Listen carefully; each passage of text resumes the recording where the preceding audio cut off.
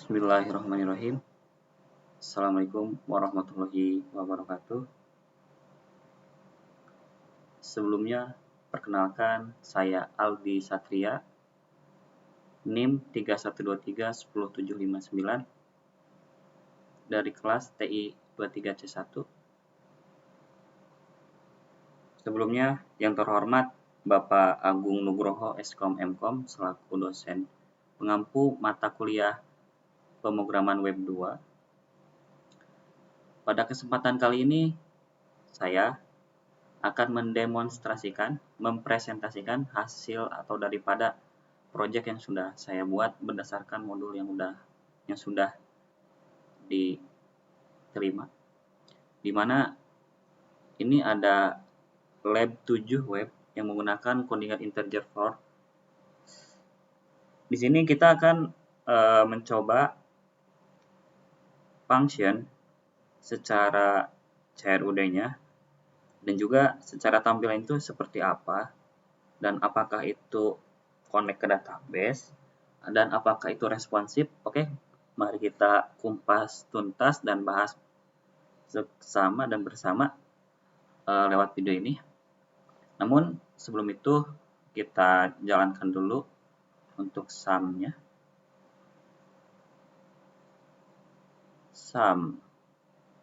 Oke, sum-nya sudah jalan. Kita buka untuk localhost-nya dulu.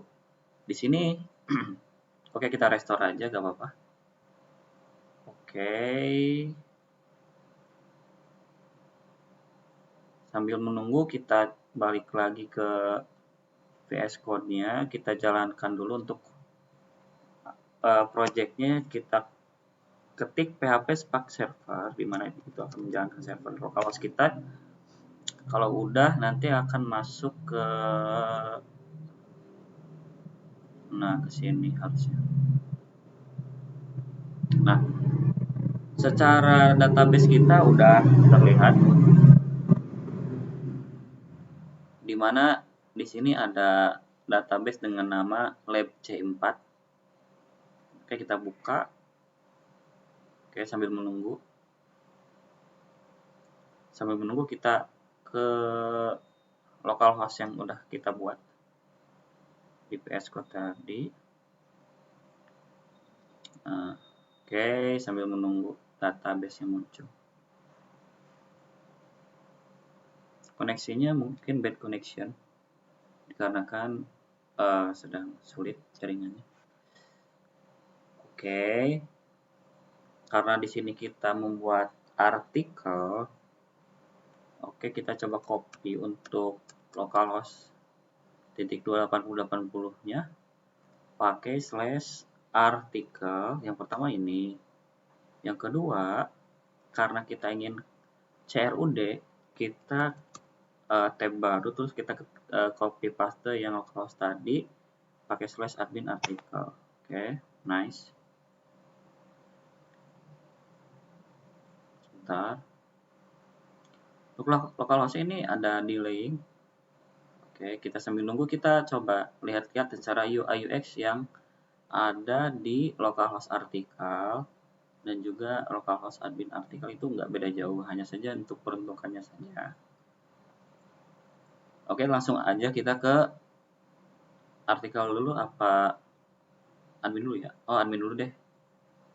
Untuk secara tampilan awal, yang pas dibuka admin artikel itu tampilannya seperti ini. Jadi dia akan langsung menampilkan rincian artikel yang udah dibuat, di mana di sini pun terdapat pagination, ada tombol ubah, ada tombol hapus.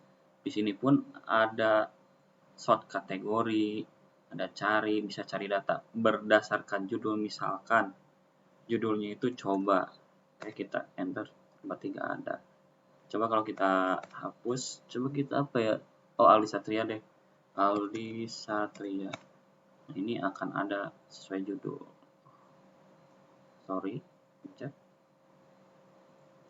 Ini localhost-nya nge-lag kayaknya. Bentar. Coba kita start dulu MySQL-nya.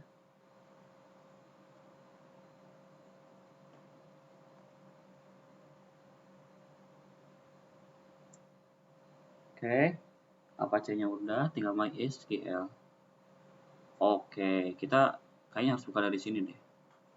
Buka ini. Nah, localhost-nya udah ready, coba kita buka di lab C4. Codingnya integer 4. Nice. Di sini kita ke database artikel. Nah, ini adalah database yang nanti dimana kita inputkan daripada aplikasi yang udah kita buat web aplikasi ini, nanti dia tuh akan muncul di sini. Oke, kita make sure aja ya. Dimana di sini ada Aldi Satria, ini untuk judulnya Aldi Satria, dan untuk isinya itu ada ini nyoba sukses edit di admin artikel baru saja dibuat tadi, dan untuk mungkin implementasi aja langsung secara CRUD-nya. Nanti kita coba ke daftar artikelnya dulu. Di sini tuh ada apa aja sih gitu kan. Nah, di admin artikelnya itu secara UI UX dan tampilan, di sini tuh ada dashboard. Nah, dashboard itu didapat dari mana aja sih secara datanya? Oke, kita kupas satu persatu, di mana di sini tuh ada dashboard dengan ada information di mana ada berapa sih artikel yang terdapat di web ini tuh gitu yang udah dibuat. Ternyata ada 12 artikel dari total kategori 6. Kategorinya itu apa aja sih? Ada berita kampus, ada teknologi, ada olahraga, edukasi, lifestyle, dan sains. Kenapa? Di sini saya cuma untuk dummy data ya mengenai kategori ini tuh untuk dummy data sebenarnya, cuman biar kayak fungsinya itu jalan gitu. Adapun untuk kuantitinya itu dia nge-sortnya itu dari kategori.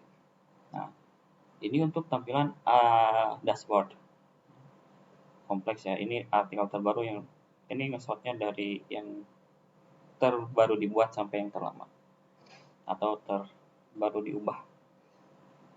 Selanjutnya ada menu artikel. Menu artikel ini kayak list artikel ada apa aja. Yang di dalamnya itu ada untuk menu cari atau search, ada nge-sort per kategori, ada button cari.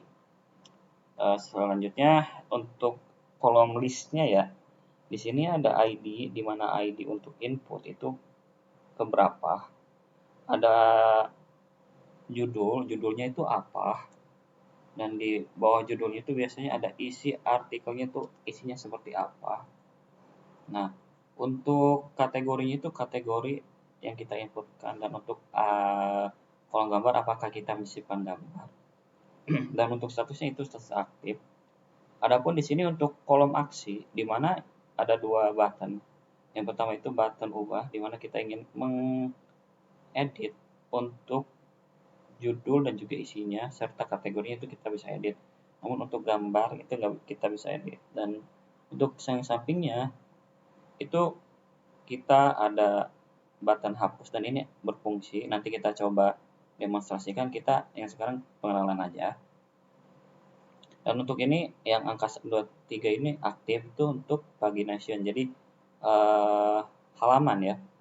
Halaman 1 ini terdiri dari ID nomor 4 sampai 8. Halaman 2 dari ID 9 sampai 15, dan begitu pun selanjutnya. Untuk ID itu menyesuaikan. Nah, ini untuk menu artikel di admin artikel, dan selanjutnya ada di menu tambah artikel, di mana komponen apa aja sih yang kita masukin gitu biar nanti di artikel itu muncul ya. Di sini udah di breakdown, ada judul artikel itu apa, nanti kita tinggal isi. Ada isi artikel itu perincian artikelnya apa, secara kategorinya apa, dan kalau ada gambar-gambar yang bisa menunjukkan daripada artikel tersebut korelasinya, kalau ada input boleh.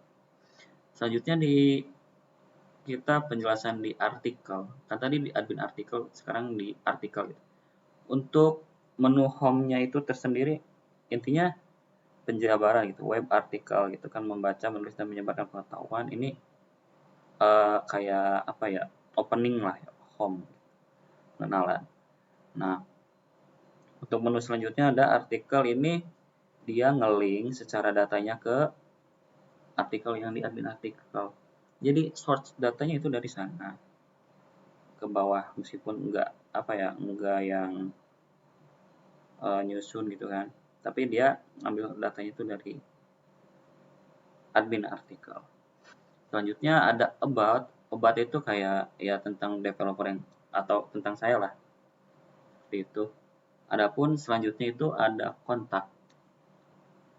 Nah, kontak ini untuk mungkin kayak bisa ngontak siapa sih kayak nanti kalau ada apa-apa. Nah, untuk UI UX-nya mungkin seperti itu.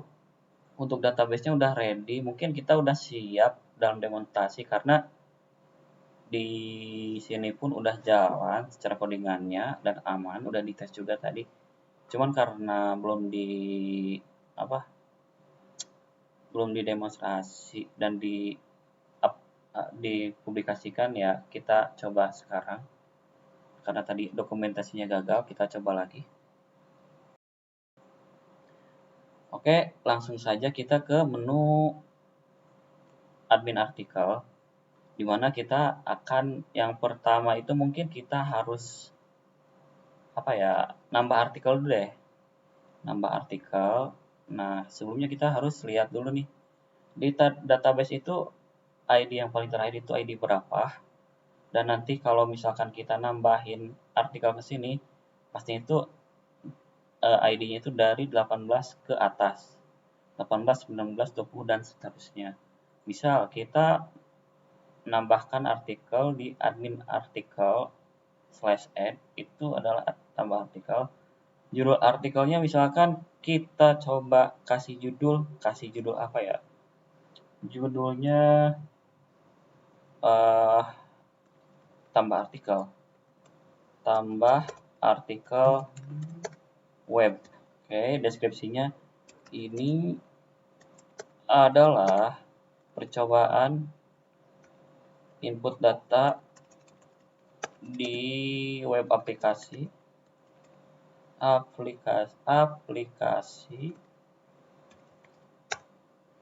web aplikasi. Oke. Setelah itu kita misalkan pilih kategori, kita random aja, misalkan berita kampus, dan misalkan kalau memang harus ada foto kita sertakan aja, nggak apa-apa. Coba kita sertakan atau random is oke, nggak apa-apa.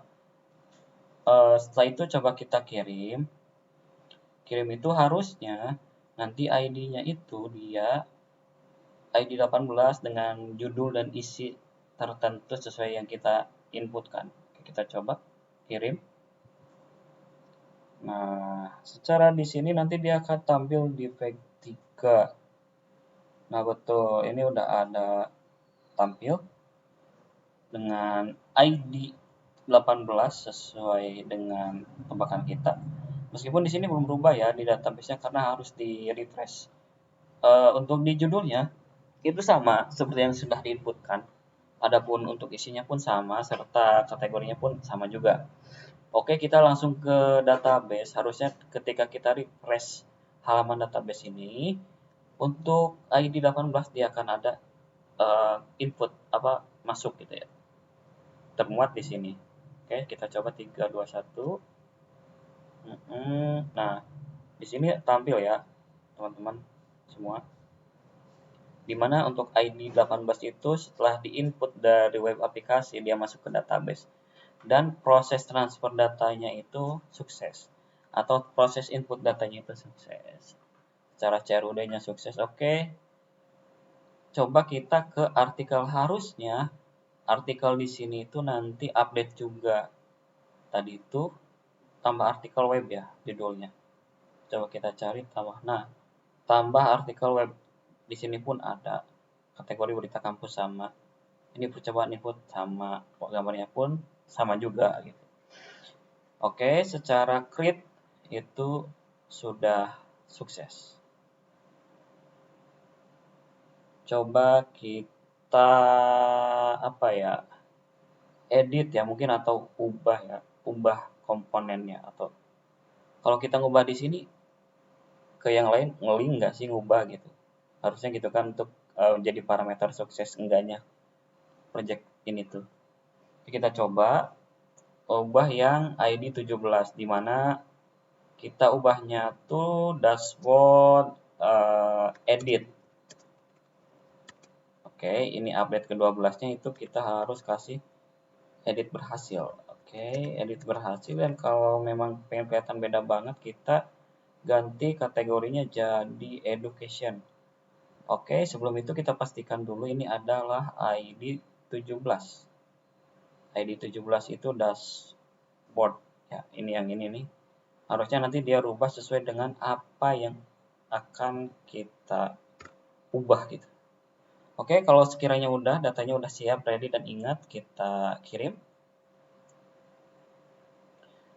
Oke, jadi secara paginasi harusnya rubah nih. Oke, rubah, ada dashboard edit, ada secara kategorinya pindah ke education, dan juga untuk isi daripada artikelnya itu ini update ke-12 edit berhasil. Oke, kita coba di database. Oke, secara database ini berhasil juga, dan secara apa ya? Secara pengaplikasian CRUD ini alhamdulillah berjalan secara baik, dan juga di daftar artikel harusnya ini ngikut juga sih. Tadi itu dashboard edit education, oke, rubah, ini update, oke, berhasil seperti itu. Nah, adapun nanti misalkan kita klik ini tuh kita ada tampilan artikel gitu, seperti ini dashboard. Nah, karena tadi kita mengklik yang dashboard edit gitu kan, dan secara tampilan artikel yang kita klik atau kita pilih itu nanti full screen-nya itu seperti ini gitu. Baik, secara tampilan UI UX gitu kan, ini udah berjalan baik. Secara CRUD backend frontend itu udah smooth juga, dan juga untuk pengaplikasian dan juga in ke database ini udah oke. Mungkin daripada demonstrasi serta presentasi hari ini saya cukupkan. Sebelumnya terima kasih kepada Bapak Agung yang telah memberikan kesempatan serta waktunya untuk saya bisa mengerjakan proyek ini dalam rangka pemenuhan tugas mata kuliah pemrograman web 2. Dari sekian banyaknya kekurangan mohon dimaafkan, dan apabila ada kelebihan semoga bisa dijadikan referensi untuk menjadi lebih baik lagi. Saya Aldi Satria, dengan ini pamit undur diri. Mohon maaf bila banyak kesalahan serta kekurangan yang diterima. Wassalamualaikum warahmatullahi wabarakatuh.